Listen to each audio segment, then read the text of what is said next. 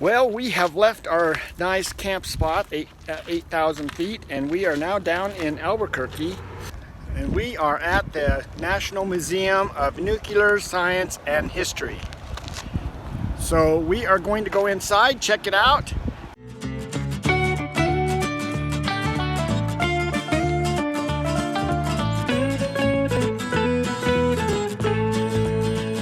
Hi, this is David with Tigner Adventures and my wife Ninette and our little cat Tansy. We live in our motorhome full time and we like to be able to go out and see these types of events. And so today we're going to kind of walk through here. This came highly recommended by our son-in-law, so we're going to kind of check it out and see what we can see. I have this cool little piece here of the pioneers of the atom, and then down here they have an interactive display that starts in the 1700s all the way through 1960, and you can learn about each individual that contributed to the study. It actually started clear back in 440 BC and goes all the way up to 1980 and beyond. Don't know if you have seen the thing on TV about Marie Curie. But here is her little contribution, and she died of radiation poisoning when they were doing their little tests and things. But that was a pretty good series on TV too. So the U.S. use of energy, it's kind of interesting that there's only 11% that's renewable. So lots on gas, 37%, that's the highest.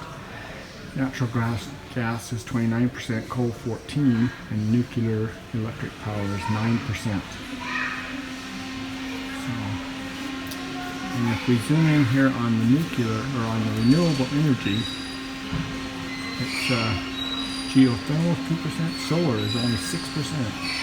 So that's interesting. There's more wind being used right now than solar. And then kind of interesting, biomass waste, biofuels. So biofuels is 21%, so that's the same. I'm not sure what makes up a biofuel. Wood's 19%, so hydroelectric 25%. So that is the top. 25% of renewable energy comes from all the dams that we have. How about electrical conductivity? I do a lot of electrical work. So look at this. Silver has the highest conductivity. Nobody can afford silver, so we go with copper, which is 95, so it's only 4 down. And then iron is way down. Interestingly enough, aluminum is only 23, so aluminum has less conductivity than copper, and that's why the copper wire is a lot smaller. Tin is only 15, and glass, of course, is 0. Alright, so here's the solar energy display, and down here is simulating whether it's morning, noon, or evening. So let's go over here to this display. Alright, so this is morning sunshine. You can see if it's clear and sunny compared to dark and cloudy, and then here's the noon time, and then here's the evening time. So this is their demonstration. The back house there is always cloudy, and the front house is the one that's just clear and sunny all the time. Look, they have the flux capacitor for the DeLorean.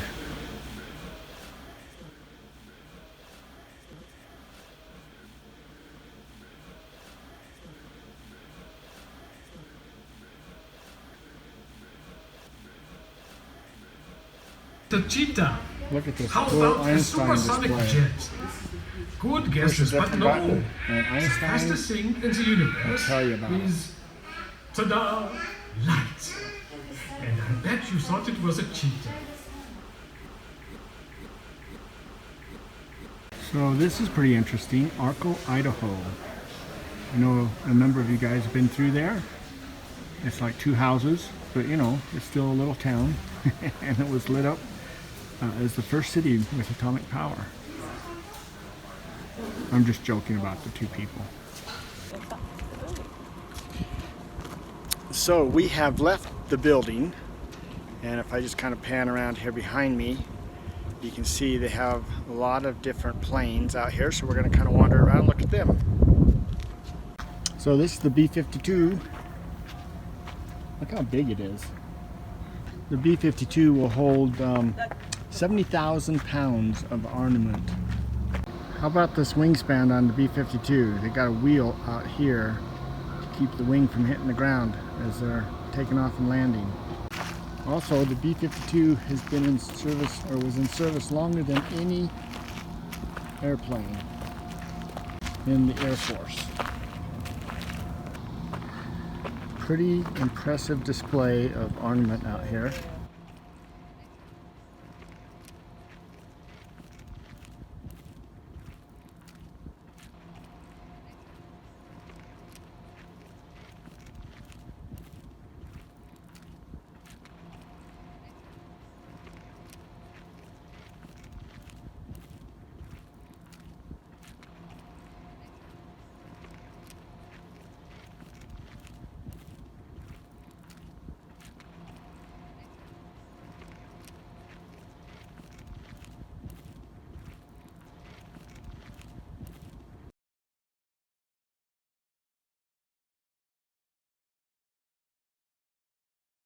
Well, we have completed the tour of the museum.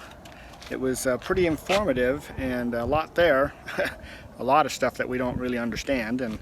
And we did watch a movie on the B-52. It's pretty impressive, that plane, and I have friends that know everything about the B-52, it seems like, you know, and a lot of the other Air Force things that are there. But neither one of us ever served in the military, so we're not really sure how all that stuff came together, but it's pretty impressive how they can get, especially like the B-52, how large it is and how they got that up in the air. It's just amazing. So anyway, it's definitely something that you want to stop by and see if you're in Albuquerque, but now we got to get going. It's going to be dark before we get to our dispersed camping area, so we're going to say goodbye for now, and we hope to see you down the road, and hopefully it'll be on our next video. So take care.